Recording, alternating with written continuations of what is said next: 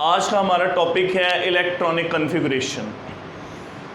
जब बोहर ने शेल्स का कॉन्सेप्ट दिया, ऑर्बिट्स का, एनर्जी लेवल्स का कॉन्सेप्ट दिया, तो उसके बाद बात आ गई कि क्या हर ऑर्बिट में इलेक्ट्रॉन्स की एनर्जी सेम है या फिर जितने इलेक्ट्रॉन्स हैं क्या किसी शेल की एक दूसरे से एनर्जी कंपेयर कर सकते हैं या एक दूसरे के बराबर हो सकती है या नहीं। अब हमने इस कॉन्सेप्ट के लिए इलेक्ट्रॉनिक कॉन्फ़िगरेशन देखनी है कि इलेक्ट्रॉनिक का मतलब है इलेक्ट्रॉन्स और कॉन्फ़िगरेशन का मतलब है अरेंजमेंट।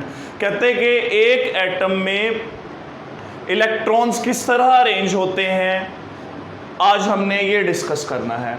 इससे पहले आपके सामने एक एटॉमिक स्ट्रक्चर है जिसका सेंटर न्यूक्लियस है और उसके अराउंड 4 शेल्स हैं। अब देखेंगे कि शेल की काउंटिंग कहाँ से स्टार्ट हो रही है। बच्चे हमेशा आपने याद रखना है कि जब आपने एटम के अराउंड शेल्स को काउंट करना है तो आपने न्यूक्लियस के पास से उसकी काउंटिंग स्टार्ट करनी है। जो न्यूक्लियस के पास शेल है उसका नंबर 1 है, ये n जो है नंबर ऑफ शेल को रिप्रेजेंट कर रहा है, इस शेल का नंबर 1 है। फिर इससे जो नेक्स्ट है शेल 2 है, फिर इससे नेक्स्ट शेल नंबर 3 है और एंड पे शेल नंबर 4 है। यानी कि बात करने का मकसद ये है कि जब आपने न्यूक्लियस के करीब से शेल्स की काउंटिंग जो है स्टार्ट करनी है, न्यूक्लियस के सबसे करीब शेल नंबर 1, फिर उससे दूर शेल नंबर 2, फिर शेल 3 और शेल 4। अब उन्होंने शेल नंबर 1 को K का नाम दिया है, शेल नंबर 2 को L का, शेल नंबर 3 को M और शेल नंबर 4 को N का नाम दिया है। कहता है कि ये 4 शेल्स हैं, उसने यहाँ पे शो किए हैं, जिसकी काउंटिंग न्यूक्लियस के पास से है। न्यूक्लियस से अवे मूव करते जाएंगे और शेल का नंबर भी बढ़ता जाएगा। इसी तरह K, L, M, N इनका नाम है। बात खत्म। अब यहाँ पे देखेंगे एनर्जी, देखेंगे कि किस शेल की एनर्जी ज़्यादा है, किस शेल की एनर्जी कम है। तो बच्चे जो फर्स्ट शेल है न्यूक्लियस के पास है उसका नाम K है, उसकी सबसे कम एनर्जी है। आपने ये याद रखना है कि जो न्यूक्लियस के सबसे करीब शेल है उसकी एनर्जी सबसे कम है, लोएस्ट एनर्जी है। फिर जैसे ही फर्स्ट से सेकंड शेल की तरफ मूव करेंगे उसका नाम L है, उसकी एनर्जी K शेल से ज़्यादा है। फिर जब थर्ड शेल की तरफ मूव करेंगे, जिस तरह न्यूक्लियस से अवे जाते जाएंगे उसकी एनर्जी जो है बढ़ती जाएगी और जितना न्यूक्लियस के पास होगा शेल उसकी एनर्जी कम होगी। अब थर्ड शेल में मूव किया तो उसका नाम M है, उसकी एनर्जी दोनों से ज़्यादा है, K से भी ज़्यादा है और L से भी ज़्यादा है। अब फोर्थ शेल की तरफ मूव करें तो उसका नाम N है, उसकी एनर्जी जो K, L, M से भी ज़्यादा है। तो बच्चे देखें what are shells. Shells are the main energy levels that electron occupy, यानी कि ये वो एनर्जी लेवल्स हैं जिनमें इलेक्ट्रॉन्स रिवॉल्व कर रहे होते हैं, जिनमें इलेक्ट्रॉन्स प्रेजेंट होते हैं। अब देखें बात करने का मकसद ये था कि हमने इलेक्ट्रॉनिक कॉन्फ़िगरेशन देखनी है और उसके अंदर हमें पता होना चाहिए कि शेल्स क्या होते हैं, मेन एनर्जी लेवल्स होते हैं, उनके नाम क्या हैं, उनके नंबर्स क्या हैं, उनकी काउंटिंग कहाँ से स्टार्ट होती है।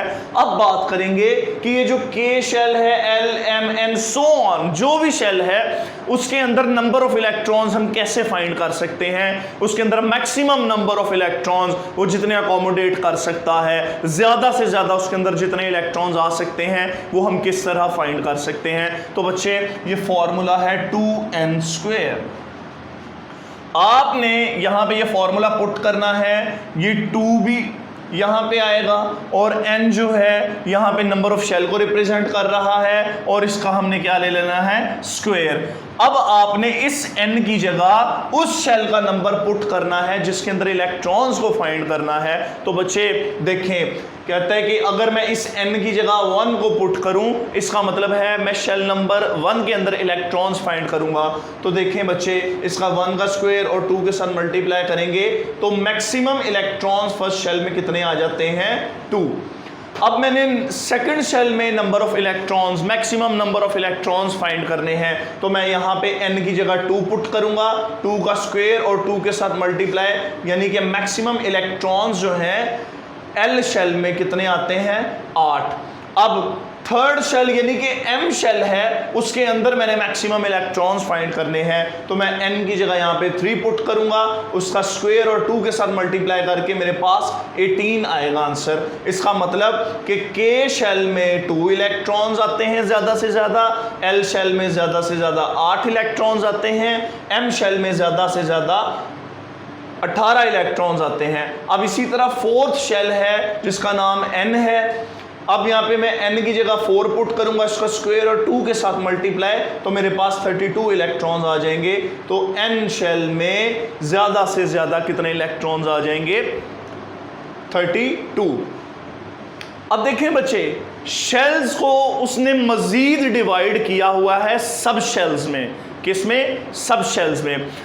अगर शेल नंबर 1 है उसके अंदर एक ही सब शेल होगा, शेल नंबर 2 है उसके अंदर 2 सब शेल होंगे, शेल नंबर 3 है उसके अंदर 3 सब शेल होंगे, शेल नंबर 4 है उसके अंदर 4 सब शेल्स होंगे। यानी कि जो नंबर ऑफ शेल है उसके अंदर उतने ही सब शेल्स हैं। अगर शेल नंबर 1 है उसके अंदर एक सब शेल है, उसका नाम है S। शेल नंबर 2 है उसके अंदर 2 सब शेल्स हैं, S और P। शेल नंबर 3 है उसके अंदर 4 सब शेल्स हैं, SPD। शेल नंबर 4 है उसके अंदर 4 सब शेल्स हैं, SPDF। बच्चों आज के लिए इतना कॉन्सेप्ट काफ़ी है कि हमने उसका स्ट्रक्चर देखा, हमने उसकी एनर्जी देखी कहाँ से कहाँ इंक्रीज करती है। न्यूक्लियस से ऊपर जो है जब हम मूव करते जाते हैं एनर्जी इंक्रीज करेगी।